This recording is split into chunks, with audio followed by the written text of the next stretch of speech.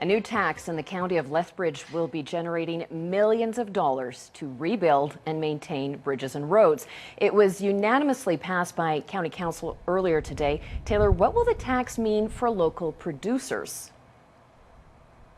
Jackie, feedlot operators and cattle producers won't be the only ones impacted. A wide variety of intensive agricultural operators will be affected, from chickens and hogs to sugar beets and potatoes. Feedlots today, this new tax will increase their property taxes over 400%. Ryan Casco says his 2016 property taxes for his one feedlot that operates in Lethbridge County will now cost him $80,000.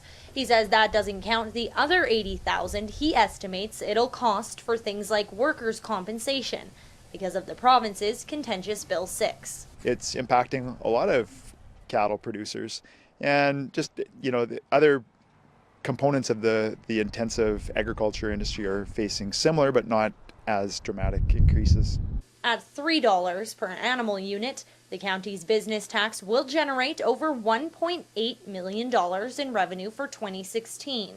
Cattle producers will provide the bulk of that at nearly $1.7 million. The farmland special tax and gravel levy combined will produce almost $800,000 in infrastructure funding for Lethbridge County. We are now at a point in time where the bridges and the roads are starting to deteriorate, especially the bridges. They were built, 50 to 60 years ago. Lethbridge County says it needs an extra $3.5 million over a period of 30 years to maintain and repair its aging roads and bridges. The new bylaws will also be reviewed every year.